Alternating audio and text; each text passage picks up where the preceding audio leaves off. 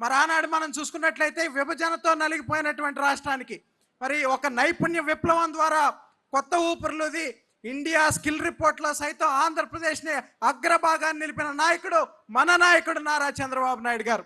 అదేవిధంగా 2019లో మనం చూస్తే ప్రతీకారేచ్ఛతో రగిలిపోయినటువంటి నాటి పాలనలో యువత పడినటువంటి ఇబ్బంది, నైపుణ్యాభివృద్ధి కేంద్రాలన్నీ కూడా నిర్వీర్యం అయిపోయాయి.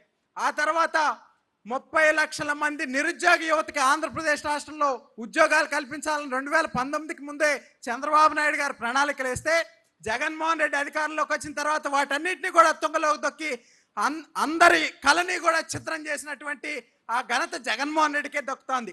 తన పాలనలో 2400 మంది యువత ఆత్మహత్యలు చేసుకున్నారు ఉద్యోగాలు లేకంటే. ఈ రాష్ట్రంలో అది కేవలం సంఖ్య కాదండి. 2400 మంది తల్లుల కడుపు కోత, 2400 కళ్ళకు జరిగిన అంత్యక్రియలని సందర్భంగా నేను తెలియజేస్తా ఉన్నా.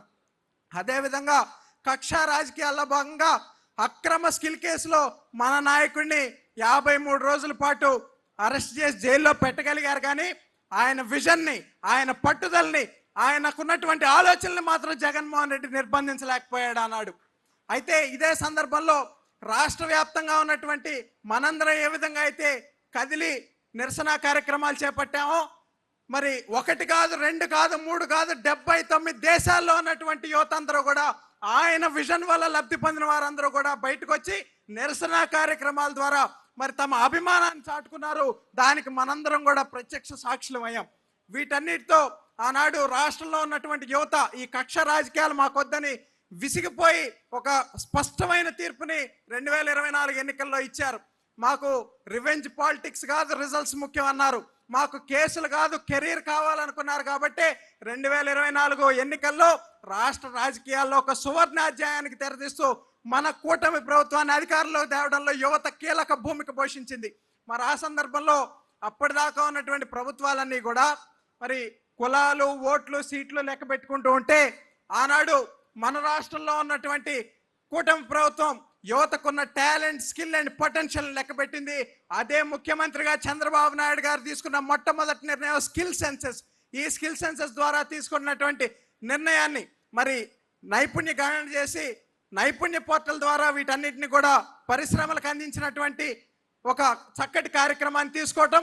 అదేవిధంగా రాబోయే రోజుల్లో స్కిల్ యూనివర్సిటీ ద్వారా రాష్ట్రంలో ఉన్న యువత అందరికీ కూడా నైపుణ్యాభివృద్ధి చేసి మరి వాళ్ళందరూ కూడా జాబ్ సీకర్స్ కాదు, జాబ్ క్రియేటర్స్గా చేయాలనుకున్న లక్ష్యం మన నాయకుడు నారా చంద్రబాబు నాయుడు గారు. దాన్ని ఈ సందర్భంగా తెలియజేసుకుంటూ అదేవిధంగా మనం చూసుకున్నట్లయితే మరి ఈ స్కిల్ సెన్సెస్తో మొదలైనటువంటి ప్రయాణం స్కిల్ ఆంధ్రాగా మారాలి. ఈ స్కిల్ ఆంధ్ర గ్లోబల్ ఆంధ్రాగా ఎదగాలనేది మన యువ నాయకుడి సంకల్పం. ఈ సందర్భంగా మనం చూస్తే మరి ఉత్తరాంధ్రని డిజిటల్ గేట్వేగా తీసుకుని పరిశ్రమలన్నింటినీ కూడా తీసుకొచ్చు. ఉదాహరణకి గూగుల్ కానివ్వండి, టీసీఎస్ కానివ్వండి, కాగ్నిజెంట్ కానివ్వండి, డెలాయిట్ కానివ్వండి, ఇటువంటి సంస్థలన్నింటినీ కూడా ఉత్తరాంధ్రకు తీసుకొస్తూ మరి యువత చేతుల్లో సర్టిఫికెట్లు మాత్రమే కాదు, పే స్లిప్లు, శాలరీ స్లిప్లు కూడా ఉండాలని నమ్మినటువంటి నాయకుడు నారా లోకేష్ గారు. అదేవిధంగా అమరావతి ప్రాంతంలో క్వాంటమ్ వ్యాలీ కానివ్వండి, రాజధాని పునర్నిర్మాణ పనులతో ఇక్కడ చంద్రబాబు నాయుడు గారు అభివృద్ధి చేస్తూ ఉన్నారు. మరి గతంలో జగన్మోహన్ రెడ్డి రాయలసీమను ఒక ఫ్యాక్షన్ సీమగా, రాళ్లసీమగా చూపిస్తే మన నాయకుడు లోకేష్ గారు ఆ ప్రాంతానికి రాయల్ ఎన్ఫీల్డ్ని, డిఫెన్స్ యుద్ధ విమానాల తయారీ కేంద్రాన్ని తీసుకొచ్చి రాయలసీమ అంటే రాయల్ సీమ, రక్షణ సీమ అని చెప్పినటువంటి నాయకుడు మన నాయకుడు లోకేష్ గారు. అదేవిధంగా 10వ తరగతి ఫలితాలప్పుడు కూడా మనం చూసాం, తన తండ్రి ఫోటో వేసుకునే అవకాశం ఉన్నా, తన ఫోటోతో ప్రచారం చేసుకునే అధికారం ఉన్నా ఆ పేపర్ నిండా కూడా మట్టిలో మాణిక్యాలైన విద్యార్థుల చిరునవ్వులే ఉండాలనుకున్న లోకేష్ గారి మనస్తత్వానికి మరి ఆనాడు 5 పైసలు పని చేయకుండా 500 రూపాయల ప్రచారార్పాటం చేసుకున్న జగన్మోహన్ రెడ్డి మనస్తత్వానికి ఆనాడు ప్రత్యక్ష ఉదాహరణ చూసాం. ఈ సందర్భంగా చాలా మంది మాట్లాడుతూ ఉన్నారు. చంద్రబాబు నాయుడు గారు వయసు గురించి మాట్లాడుతున్నారు, శాపనార్థాలు కూడా పెడతా ఉన్నాడు జగన్మోహన్ రెడ్డి. పిల్లి శాపనార్థాలకి ఉట్టి తెగదని జగన్మోహన్ రెడ్డి తెలుసుకోవాలని కూడా ఈ సందర్భంగా తెలియజేసుకుంటూ ఈరోజు మేము జెన్జీ ప్రతినిధులుగా ఇక్కడ ఉన్నాం. కానీ ఆలోచనలో చంద్రబాబు నాయుడు గారు జెన్జీ, మరి నాయకత్వ శైలిలో లోకేష్ గారు జెన్జీ అని కూడా ఈ సందర్భంగా తెలియజేసుకుంటూ ఆఖరిగా నేను ఒక్క విషయం తెలియజేయదలుచుకున్నాను.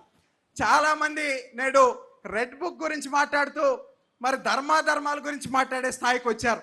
అయితే కురుక్షేత్ర సమయంలో మరి కర్ణుడికి తన చావు దగ్గరికి వచ్చినప్పుడు ధర్మం గురించి మాట్లాడితే శ్రీకృష్ణుడు మాట చెప్తాడు, కౌరవ సభలో పాండవులను అవమానించినప్పుడు, ద్రౌపదీదేవిని వివస్త్రణ చేసినప్పుడు, అర్జునుడిని అవహేళన చేసినప్పుడు గుర్తురాని ధర్మం నువ్వు ఈ రోజు నీకు గుర్తొచ్చినప్పుడు నిన్ను కాపాడే ధర్మం కాదు, నువ్వు పాటిస్తే కాపాడే ధర్మం అంటాడు.